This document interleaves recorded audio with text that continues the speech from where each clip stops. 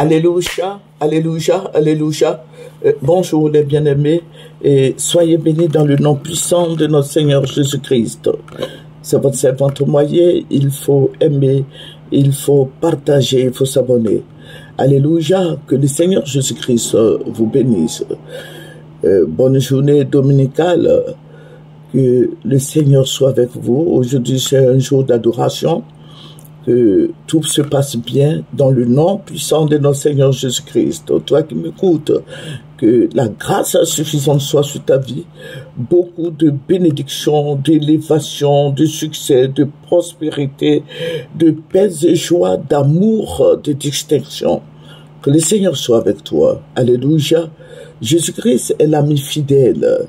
Si tu veux un ami, il faut être au pied de la majesté divine, soit au pied de la croix, soit au pied de Jésus. Alléluia, il est un ami fidèle, il ne déçoit pas. Alléluia, Jésus-Christ est le même hier, aujourd'hui, éternellement. Jésus-Christ n'a pas changé. Amen. Voilà, nous allons lui présenter ce moment. Notre Père et notre Dieu, notre guide, notre libérateur, notre forteresse et notre salut. Seigneur Jésus, en ce jour béni, je veux te dire merci. Durant toute la semaine, tu as été avec nous. Durant toute la semaine, tu as veillé sur nous. Durant toute la semaine, tu as pourvu à nos besoins. Seigneur, pourquoi ne pas te dire merci en ce jour de grâce? Merci, Roi des rois, et béni sois-tu. C'est dans ton nom, Seigneur, que j'ai prié. Amen. Voilà, nous allons prendre un verset qui va nous faire du bien.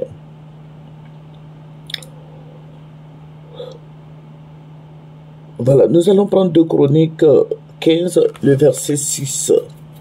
2 Chroniques 15, et nous allons lire le verset 6.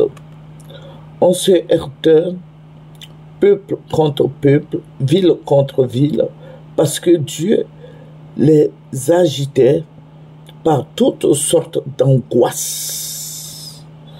Voilà, nous allons prendre un autre verset encore, qui va nous faire toujours du bien, n'est-ce pas? Nous allons prendre Marc 3, le verset 24. Si un peuple est divisé contre lui-même, ce royaume ne peut subsister. Alléluia, que le Seigneur Jésus-Christ te bénisse, toi qui m'écoutes. Je vous ai dit que nous prions beaucoup pour notre pays. Dieu agit, Dieu nous fortifie, Dieu nous révèle les choses cachées, les choses à venir. Amen. Le Seigneur est tout-puissant, le Seigneur est réel, il est fidèle, il est amour, il est compatissant, lent à la colère et riche en bonté. Le Seigneur Jésus-Christ est protecteur. Donc, que chacun se dise que Dieu est fidèle, que Dieu est avec toi. Que chacun se dise que Dieu est avec toi, avec soi. Alléluia. Voilà. Je vous ai dit que nous prions beaucoup. Le Seigneur est merveilleux. Voilà. Et je le redis, il est merveilleux. Le Seigneur va me ravir en esprit. Je vais me retrouver avec des gens. Nous étions, bon, je peux pas, voilà. Nous étions au nombre de 50 comme ça, 50 ou 100 au plus. Et nous marchions, nous avions commencé à marcher. Nous nous sommes retrouvés sur une piste. Mais au fait, je savais pas ce que je faisais dans ce groupe. Voilà, nous sommes allés très loin de notre lieu d'habitation. Et nous sommes allés, mais il faut dire qu'il y avait des ravins partout, de gauche à droite. Il y avait des ravins. Et on a marché. Nous sommes arrivés sur une petite piste. Vraiment, ça faisait peur parce que je me disais qu'on allait tous descendre dans le ravin.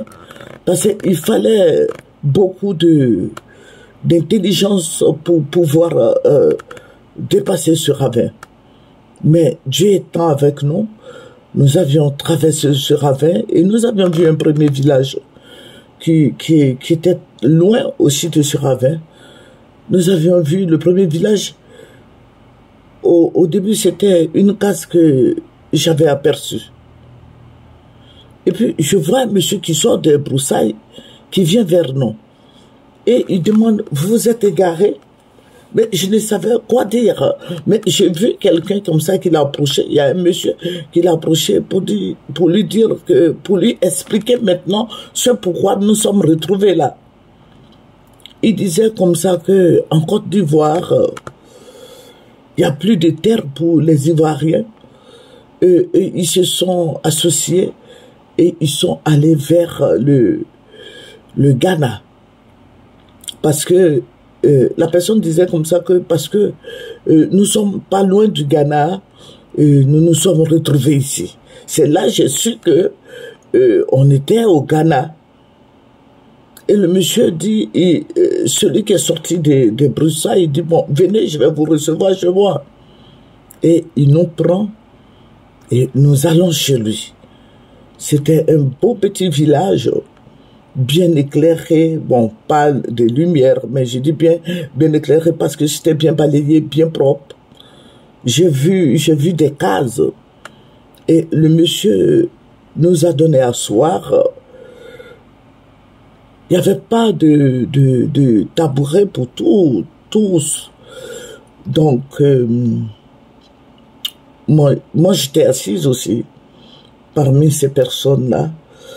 Et je vois qu'ils ont commencé à donner de l'eau aux gens. Mais moi, j'ai dit que je ne buvais pas. Parce que je gênais. Et le Saint-Esprit dit, regarde bien. Et je voyais que le monsieur faisait des coups, des clins d'œil à son épouse. C'est après que je suis que c'était son épouse. Il faisait des clins d'œil à son épouse. Et ils sont rentrés dans une case. Mais ce qu'elle disait, je comprenais comme si j'étais avec eux dans cette case. Il disait à sa femme comme ça, tu ne diras pas aux gens de l'autre village que nous avions reçu des étrangers. Sinon, ils les tueront. Parce qu'ils en ont gros sur le cœur. Ils ne veulent pas qu'on reçoive les Ivoiriens ici. Et quand ils sont sortis, le monsieur a dit, bon, on va vous faire à manger. Et je vois, oh, le monsieur avait 3 femmes. Et c'était sa première qu'il avait appelée pour lui laisser des consignes. Et la femme est venue, elle nous regardait elle s'apitoyait au fait sur notre sort. Voilà. Et puis le Seigneur va parler. L'angoisse a commencé à habiter tout le monde parce que l'atmosphère était bizarre. L'atmosphère était bizarre. Et j'ai demandé au monsieur qui nous a reçus, mais nous voulons retourner en Côte d'Ivoire. Nous voulons repartir chez nous. Et le monsieur dit, bon, qu'il a compris. Mais il veut que les gens mangent d'abord. C'était devenu un genre de fête. Parce que vous voyez, les Ivoiriens, ce sont des fêtards. Et il va allumer maintenant sa télévision. Et à la télévision ghanéenne, ils vont dire que la Côte d'Ivoire est prise. Les étrangers sont en train de chasser les Ivoiriens. J'ai vu dans cette télévision, j'ai vu des gens qui étaient blessés. J'ai vu beaucoup de gens qui pleuraient. J'ai vu vraiment, c'était le chaos, quoi. C'était pas la guerre, mais c'était un trouble civil. Je voyais des gens qui souffraient. Je voyais et les Ivoiriens, là, qui parlaient en français, qui disaient qu'ils ne savent plus où déposer leurs baluchons, ils ne savent plus où déposer leurs bagages. Ils pleuraient. Ils se jetaient à terre. Ceux qui voulaient lutter avec tous ceux qui ont acquis des terres en Côte d'Ivoire ici étaient tués. Ils étaient devenus des propriétaires terriens. Et les Ivoiriens étaient chassés de la Côte d'Ivoire.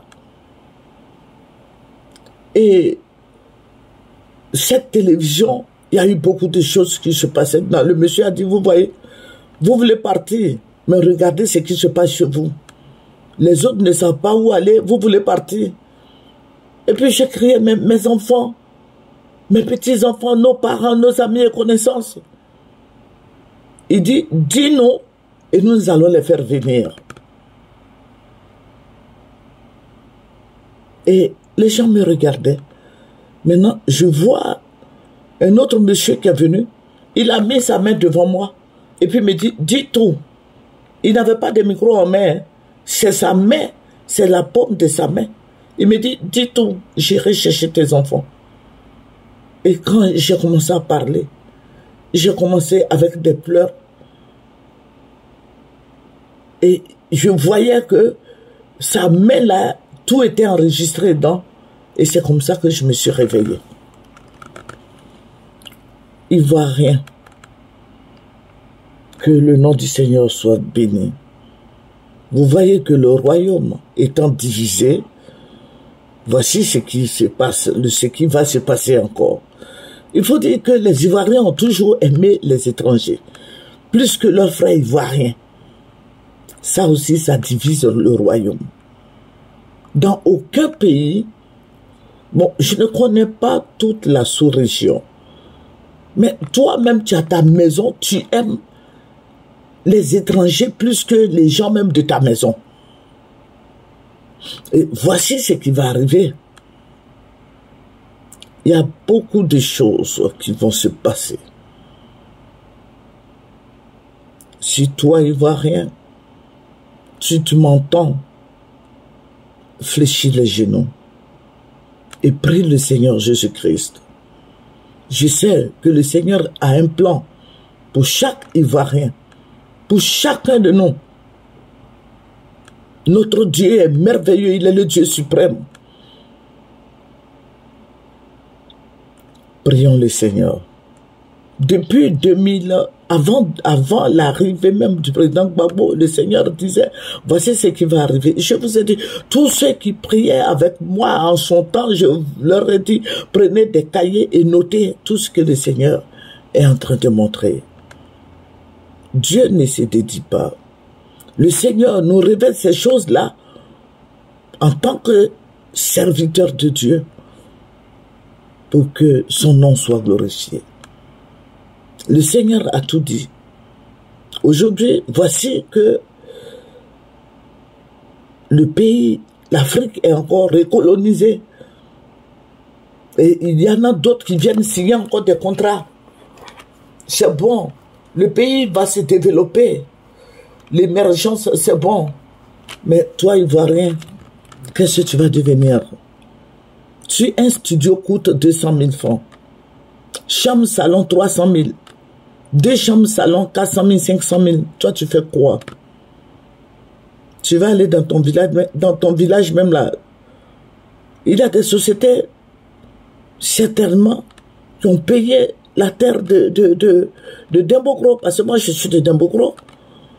Donc vous voyez, il faut qu'on se mette ensemble. Ce n'est pas pour faire la guerre, mais c'est pour prier. C'est pour prier et informer nos parents qui sont au village. Vous qui avez vos parents qui sont dans les villages, dites à vos parents ce qui se passe en ville. Parce que les parents ne savent pas, ils ne savent pas ce qui se passe en ville. Il faut informer les parents. Que le Seigneur nous bénisse, que le Seigneur soit avec nous, que le Seigneur bénisse tous les 3 patriarches, le président Bédié, le président Gbagbo et le président Alassane. Que Dieu fasse qu'il nous conduise et que le pays soit bien et que la paix soit en Côte d'Ivoire ici. C'est votre servante Boyer, nous allons terminer. Père, je vais te dire merci. Merci mon rocher protecteur, merci ma victoire, merci mon salut. Béni sois-tu, c'est au nom de Jésus-Christ que j'ai prié. Amen. C'est votre servante Boyer. Au revoir.